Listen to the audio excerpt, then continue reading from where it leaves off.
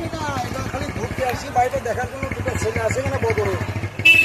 আমার মেন দোকান আছে আপনার ওই ধানবাদ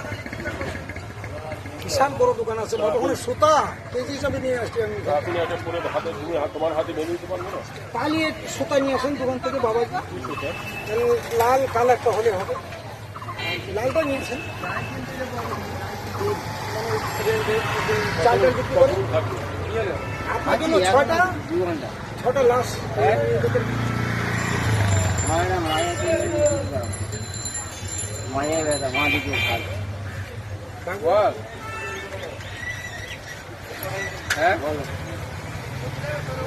তুমি বলো বাবা তোমার কাহিনী তুমি বলো আমি তো বুঝিয়ে দিছি সব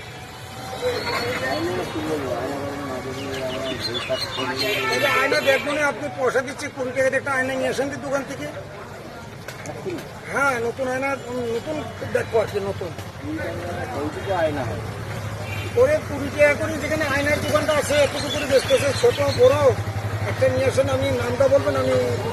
আপনাকে বলে দিচ্ছি পয়সা আমি দিচ্ছি তোমার 1 টাকা খরচ হবে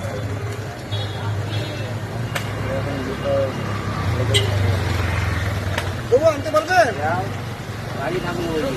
আমি হেঁটে তালা মারে লাগবে না।